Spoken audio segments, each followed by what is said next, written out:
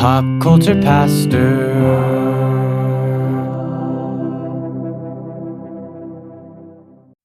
All right, Cody, I got something that's going to blow your mind. First of all, have you ever seen the Oscar Mayer Wienermobile with your own eyes? I don't think I have. I've seen the Johnsonville Bratmobile. Yeah.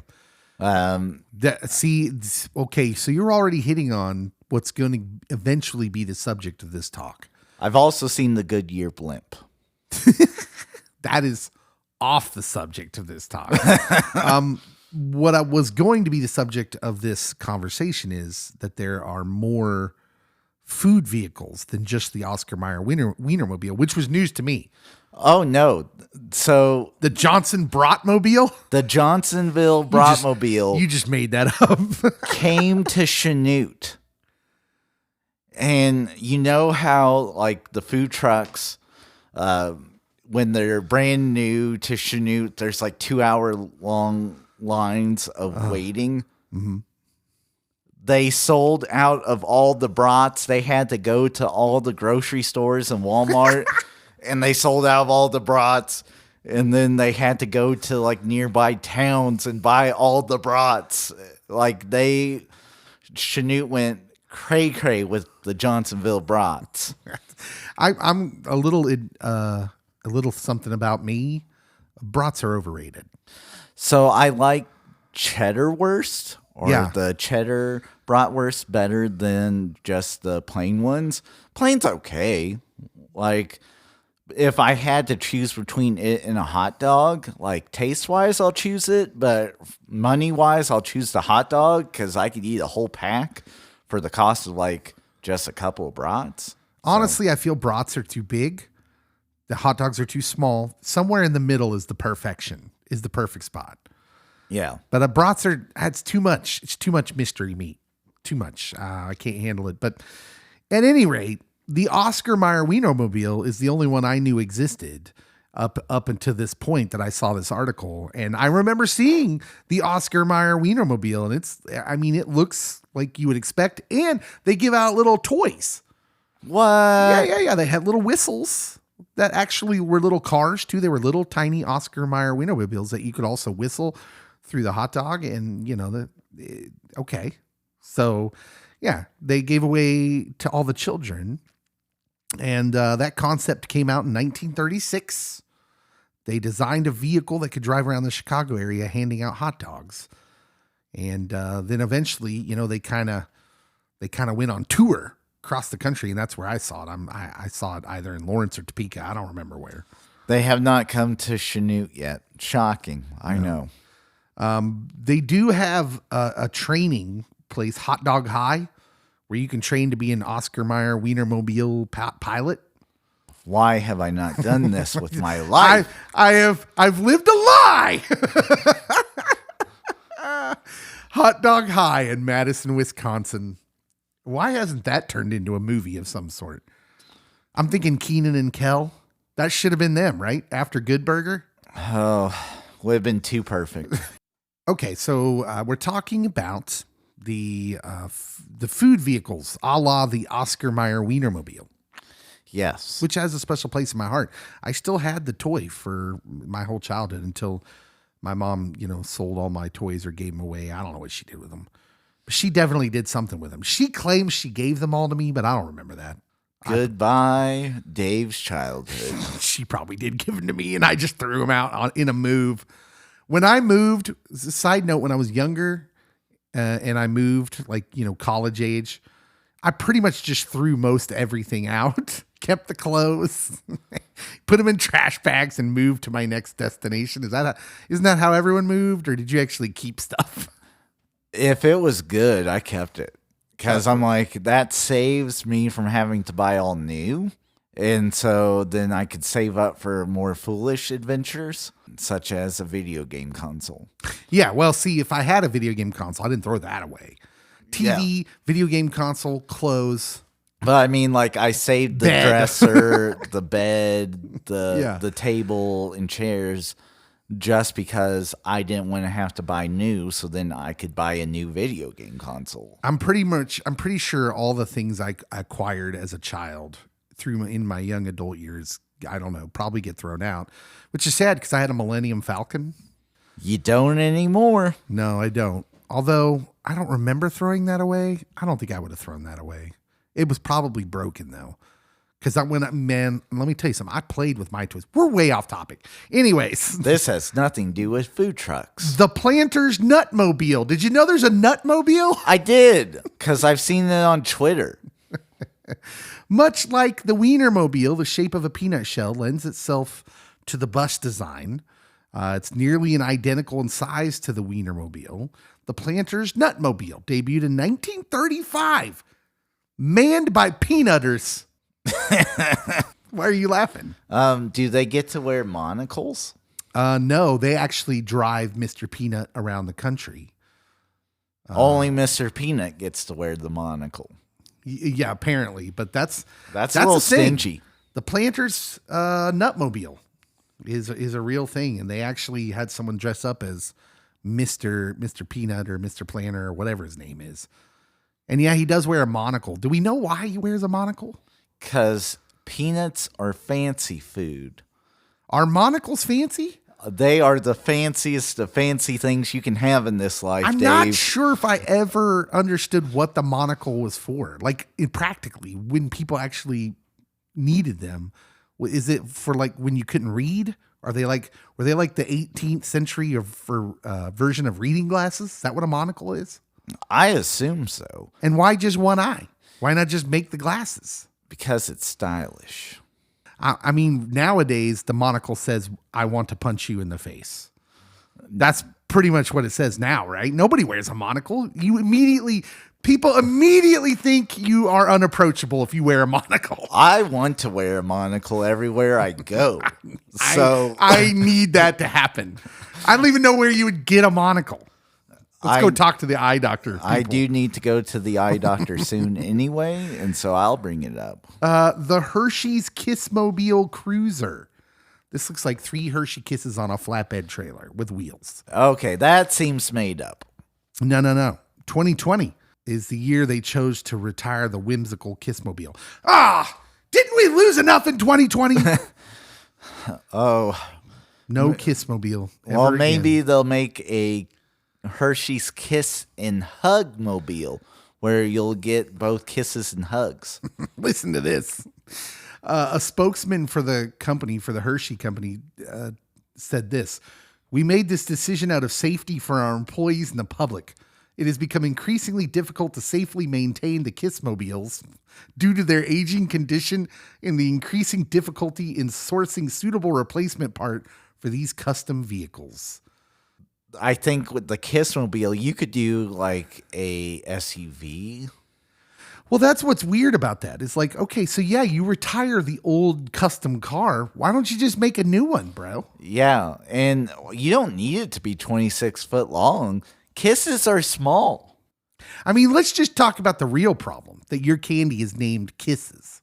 Exactly. And that led to some probably inappropriateness.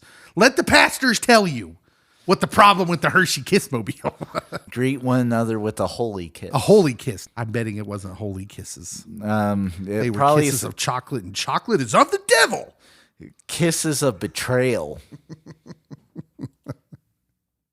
Now, on this list I'm looking at of these promo vehicles a la the Oscar Mayer Wienermobile, the food vehicles, Yes. beverage vehicles, they have the Budweiser Clydesdales on this list. And I'm like, wait a minute. That doesn't count. They're animals. They're animals, and they're not shaped like a beverage container. Yeah. I thought that was a cheap addition. Also, they're not objects. They're animals. Where's the Humane Society? Where's PETA? So as someone that has been to where the Clydesdales are kept, holy cow, that building is nicer than your house, Dave. I have actually seen the one in St. Louis. Yes. Yeah.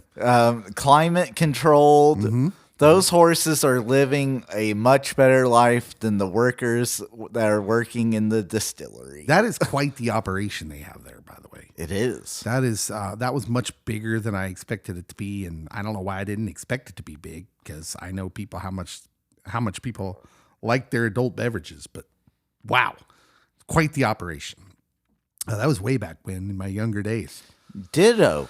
But I did get the tour of that, and it was impressive. Have you seen any of the Red Bull Mini Coopers? I have. I've seen one of those too. I forgot about them because when I went to KU, they would show up on campus occasionally. Yeah. And you knew, like, oh, all these young freshmen aren't going to have to take their Adderall today. And It's all about the Red Bull. That was a cheap joke. It's not healthy for you kids. No, yeah. Well, okay, just on a basic level, I don't think they taste that good. No. But yeah, so the Red Bull Mini Coopers drive around too. There's a Pepperidge Farm goldfish mobile. Granted, it looks quite a bit smaller. It does look smaller. So Hershey, get your act together. If Pepperidge Farm can do it, you can too. I mean, it's Pepperidge Farm. You're Hershey. Surely you can, make another Kiss mobile. Although I will say Pepperidge Farm is very proud of the things that come off their farms.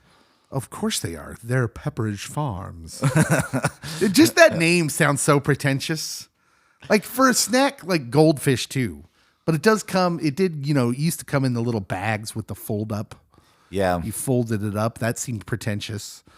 And then but it's goldfish. So you're thinking like, oh, it's goldfish crackers. But it's like, buy Pepperidge Farms. And they smile back at you. And like, I think it did. It did.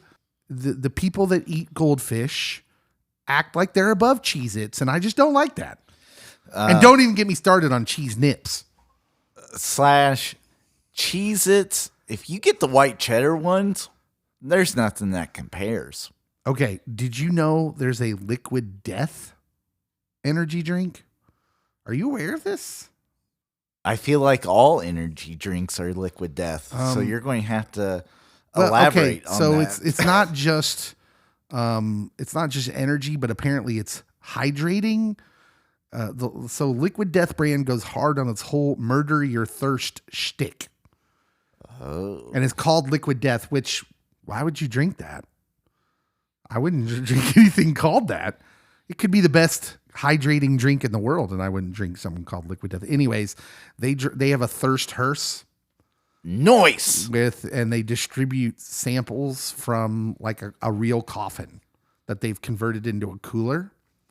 And that just seems weird. I'm all about this. That's brilliant marketing right there. I guess. If you have the audacity to name your company Liquid Death, you then get a hearse. The audacity. Okay. What food doesn't have a vehicle that we think naturally just should have a vehicle? Like the KFC Double Down? I was thinking like it just oozes like hot fat everywhere it goes. I wanted a Hostess Twinkie mobile. Hard to believe there hasn't been one of those, right? And like it maybe is topped with the cowboy hat that the Hostess Twinkie wore. Oh, that's a good idea. That's a big Twinkie. Yes. That's a Ghostbusters joke.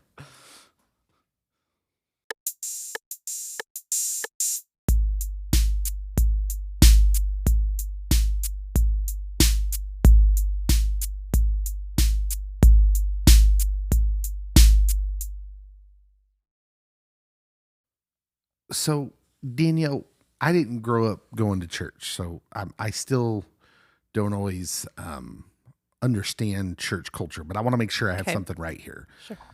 It's my understanding, and tell me if I'm correct, that church culture wouldn't necessarily find it strange for a 19-year-old to get engaged.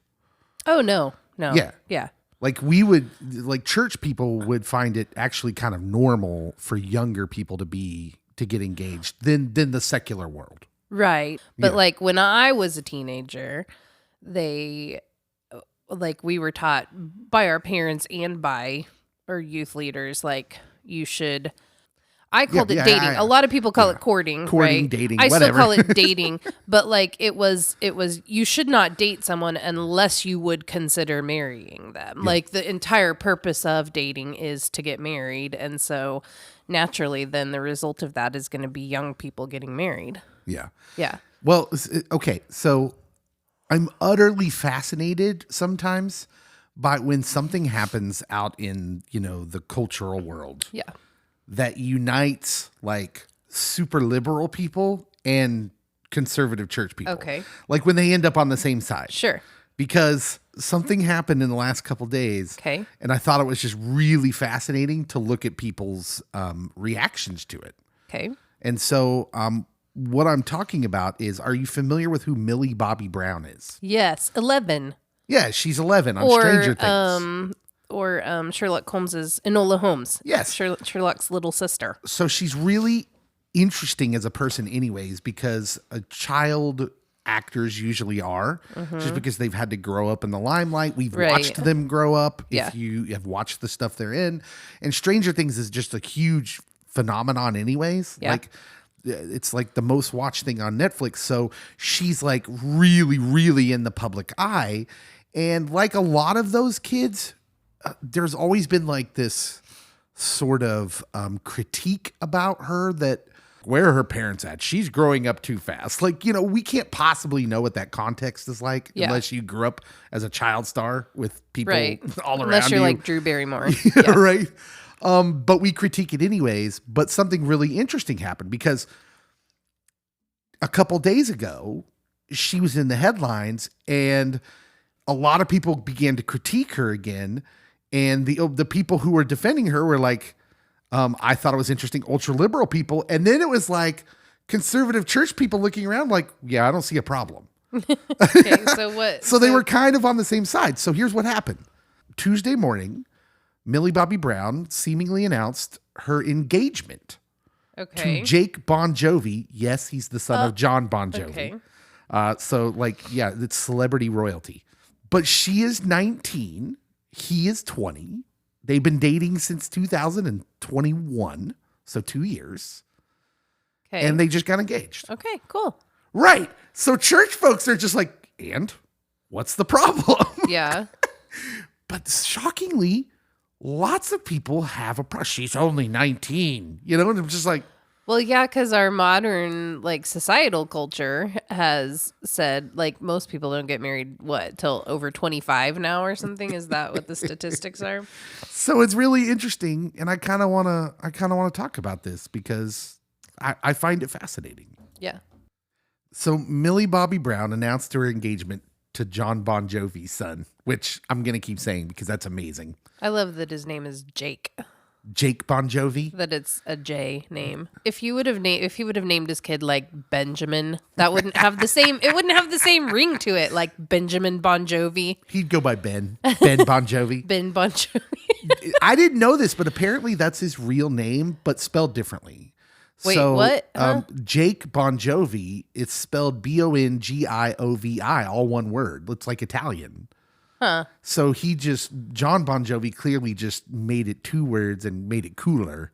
But I didn't know that was his real name. I just assumed that was not his real name. Like a made up. Yeah. But it was his stage name. Apparently it is. Here's the picture she posted. I'll show it to you. It's very sweet. They look very happy. That is sweet. The interesting thing about this is because I didn't know this either, but Millie Bobby Brown is sort of conservative. In the things she says. Okay. She's gotten kind of in trouble on social media before from kind of your left wing type people. Which is interesting to me as well because of the aforementioned, she's kind of grown up fast. Yeah. I've seen pictures of her at a younger age where I was like, ooh, I would not let my daughters wear that at that age type stuff. But again, completely different context. Of someone who goes to award shows and designers, dress you. I find it really interesting because let's just talk about the wide cultural reaction of people saying, well, she's too young. Why would you get married at 19? And there is a trend in marriages. People aren't getting married till later. Right. As the generations go Yeah. on. And this is very interesting. I assume some of that comes from the changing role of the woman in our society. Oh, yeah, I'm sure. So, I mean, in the span of 200 years, the woman's role in a marriage or in a family has largely gone from a mainly vast majority stay at home, take care of the house, to something much different now where they're almost, I don't know, I would assume it's above 50%. I would think it would be above 50%. Yeah, the number of adult women who have careers outside the home. And so it's very interesting to see the cultural reaction to this, because here's someone who, like, she's going to have a career, but also it's a different kind of work than, so actors actually work very hard. If you don't know, if you've never like really read up or looked at what a work day is like for an actor, they don't work year round like you and I may. Right. They don't have to anyways. But when they are working, like, so a shoot might last, if it's a movie or a TV season, a few months, but they're working like Away 5 a.m. home. to 7 p.m. every night. Yeah. Or every and they're day. not at home. Right. Usually. And they have to go away, which, you know, a lot of marriages in this Hollywood world suffer from that. We've seen a lot of marriages where they get divorced and they're like, well, we were never around each other. Right. So it's hard for them. And so I just find this really fascinating, the backlash that she got. Because it's weird that we're so, I don't want to call it hypocritical, but we're so dual-minded. Because most people have seen the way she's dressed as like a 15, 16-year-old and didn't say a word. Right. But now she's getting engaged, which we would see this as conservative Christians just being like, yeah, no, this is good. Well, yeah, I mean, it's better than like, oh, she, went to Vegas and got married last weekend or whatever. Like, in a world where it's becoming more the norm to like forsake marriage altogether. Yeah. To just be like, no, go out and, play the field. Right. Like, and just that's life instead of the committing of your life to, although most people, it's that marriage is, I don't even know if people see marriage that way anymore, where it's the actual, like, I'm committing myself to you. Yeah, I think for a lot of people, honestly, I think it's about the event of the wedding, right? Like, I think that's got to be true for some people, at least. There's such a changing, like, way of looking at marriage anyways, where you have Generation Z is largely kind of forsaking marriage anyways. But the ones that do get married, it's seen more as an event, like almost like an event you partake in life, like graduation. Yeah. Where it's just this thing you do. And that makes it weird that so many people still want to get married in a ceremony where you have a priest or a pastor and you say these things. Like, it's one thing to write your own vows. Yeah. But most people want to say, I take you in sickness and health, for better, for worse, in richer, for poor. And oftentimes when the young people are talking about marriage and saying, like, just talking about it as some like thing you do, I want to be like, no, listen to the words you're saying. Those are heavy words. Yeah. Heavy words. And I don't know that we really examine that anymore. Although words aren't heavy to us anymore. We throw around words. Yeah. And not think about their heaviness all the time now. Yeah. And so, yeah, I just thought this was a fascinating. It was fascinating to sit back and kind of watch the reaction of this. What do you think? Yeah, I think it's interesting. I mean, I think that, well, first, as I mentioned, I think it's interesting that it's all about how she's too young. And maybe that's because she's more famous than he is. I don't know. Yeah. Maybe people care more what she does. But I think it's like you look at it and you're like, okay, good for you. Good for you. It looks like you're taking a good and responsible I mean, I see it as responsible. Well, you might have been ahead of your time if you want to talk about it, because you were engaged at a young age. Yes. Oh, we're talking about this. No, you don't want to talk about it. Okay, you don't want to talk about it. No, it's okay. Yes, I was engaged at a young age. Like, so you wouldn't think that was just for you at the time, that just seemed like what you would do, right? Well, I think that, like, my familial history also kind of spoke to that. My parents got married when they were in college. They were both young. They would have been, I think they were under 20 when they got married. Okay, so it was early. And my brother and his wife were married. I'm assuming your grandmother? She was 18 and he was 19. Yeah, my grandma, when she started dating my grandpa, she was 14 and he was 19. And I think she was I think she was maybe just out of school when they got married. Yeah, and society would like kind of just frown even on the dating part of that now. Oh, well, I mean, as a parent, I'm like, what could you imagine your 14-year-old with a 19-year-old? No, I wouldn't allow it. No, I wouldn't either. I don't think I would allow it. I wouldn't either. It just the weird thing about marriage. And again, I'm going to go back to just the backlash. I was fascinated by the backlash because that's the other component of this is that what we think of as marriage hasn't really been a thing for that long. Yeah. Loving relationships, committed relationships haven't really been a thing the way we think about them for as long as we think. Because we're not that far removed from like arranged marriages being kind of the norm. Yeah. And it's just, I think sometimes we don't give ourselves the cushion needed to say, hey, we're still kind of new at this. Yeah, yeah. We're still trying to figure this out. And especially as Christians, like the biblical marriage, the idea of like that, no, this is a covenant. This is a promise you're making to a person. And you don't get to, the first fight you get in, you don't get to say, well, I'm done. Right. No, listen to the words you're saying. This is something bigger than that. And I guess when I saw that Millie Bobby Brown was engaged, I just thought, oh, well, that's nice. Good for her. And then I saw the backlash that the culture was having, and I thought, interesting. It's very interesting. It is interesting. But we think we're know-it-alls anyways. Humans. Well, I do think, and especially to be in the celebrity, like to be a celebrity and to be in the public eye all the time, like people are just going to pick apart everything you do, no matter what. Like, well, think about it so you think about it from her point of view. Now think about it from his point of view. You're 20 years old. You're the son of John Bon Jovi. You've got money. You've got cars, probably. I think it's admirable to say, no, I'm going to commit myself to this person. Yeah. I just don't know why you would be like, even if it doesn't last, at least they're trying to do the right thing in my estimation. And it's just, I don't know. I wondered the people that were backlashing, was it just because she's young? And they were like, oh no, you have so much partying you can do. Like, you know what I'm saying? Like it seems like a very self-motivated reason to not like that news. Right. Anyways, I found it all very interesting. It is.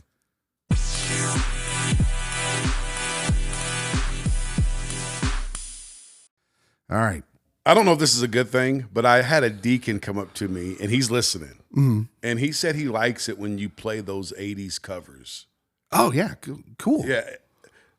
A deacon came up to me and said he likes it when KFEX plays some of those 80s. Yeah. Well, I like that. So the Christian artists will sometimes cover an 80s song. Yeah. And what I like about that is they usually pick songs that have these kind of very subtle allusions to spirituality. Because they don't pick them randomly, I don't think, most of the time. So like, for instance, this is an older one, but Sixpence None the Richer covered way back when Crowded House, Don't Dream It's Over. Yeah. Which if you listen to the words of Don't Dream It's Over, it's borderline Christian song. Yeah. And so I like that they choose that way. And sometimes my song is, I can't remember what rock band did it, but they covered Don't Back Down by Tom Petty. I won't back down. That was Johnny Swim and Drew Holcomb and the Neighbors, who are wonderful, by the way. Yeah, man. That right there, that's my song anyway. Yeah, you can stand me up at the gates. Yeah, man, that's my song anyway. If you ask me what would be a song I would go to the plate in a baseball game in and batting, left fielder, and that would come on, you know. I just think sometimes in the church we do ourselves a disservice. And of course I'd say this, pop culture pastor. Yeah. But I think we do a disservice by immediately labeling all things that aren't explicitly Christian, secular, and saying it's bad. Well, so Paul, he even agree with you because he said, in him we live, we move, and have our being. He was quoting a poet from back then. He wasn't quoting the Bible. Right. He said, as your poets say. Yeah. So he took their poets' words, their hip hoppers from back then, and use it to point them to Christ. So I agree with you 155,000%. It's such a weird thing to say when there's bands out there, like music out there that exists like you too. Actually, what makes me mad is all the secular stuff that's going on in the church that doesn't get addressed and doesn't point us to Christ. Would you mean, do you mean like And I'm talking redoing the play Hamilton? I'm not even saying that. I'm saying some of our traditions that no longer resonate with the people, and we're just doing it. There's just so many things that get a pass in God's house that is good. Yeah. And I'm not talking about us taking the culture. I'm talking about their church traditions. Yeah. And I'm not going to say any because then you'll have we're out of time. And then you'll have all the people outside. It's a good time to be out of time. We're actually out of time, Praise and we the better Lord. stop now because in 3 hours we'll be sitting here talking about helicopter Easter egg drops. No, you and I both know all of these churches, including the one I pastor, has some golden calves. Oh, yeah. Running around in them. Seems good. Yeah. And in 1962, it pointed people to God. But now it's just this golden calf that we're keeping going because we're human. Yeah. So that's the point I'm trying to make, though. But I think it's interesting that we can identify the secular in the culture, but we can't identify the secular in the house of God. That's what I'm saying. Yeah. And I'm not talking about personal preference. I'm not saying hymns or praise music. I'm talking about there's secular things happening in God's house that get a pass, and then we get mad at the secular for being secular. Yeah. Yep.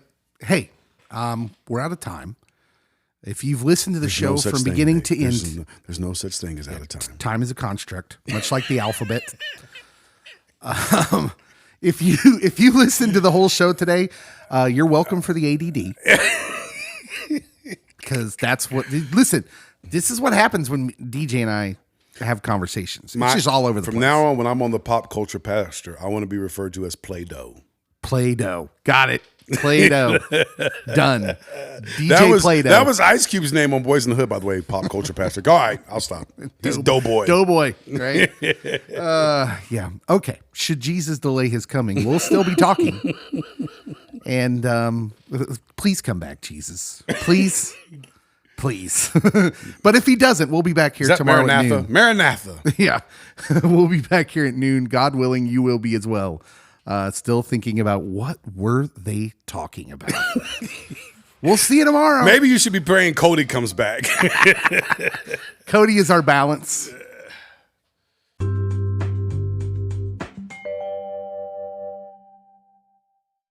Hey everybody, Dave here. What you have just listened to are bits and pieces of our radio show. We have a radio show on KFEX Firescape Radio located in Chanute, Kansas. You can hear that show from noon to 4 every weekday. So if you want to tune into that, you can go to www.kfex931.com, or you can search KFEX in your app store on your smartphone and find their totally free app there. If you're a fan of Christian music, you might like to listen to our live show when you're at work, or if you're a stay-at-home mom and you like music in the house, you may love to listen to that during the day. So give it a try. We would also direct you to our podcast, Pop Culture Pastor. That's probably why you're listening anyways to this version of what we do. As always, subscribe to the podcast, follow us on our social medias on Facebook and Twitter. It helps us out when you share it, when you review and rate us on our podcast homes. And of course, follow us on social media and share our stuff there. So thank you so much for listening. We love all of you guys so much. We have such a great community of listeners, and we'll see you when the regular pod drops on Friday.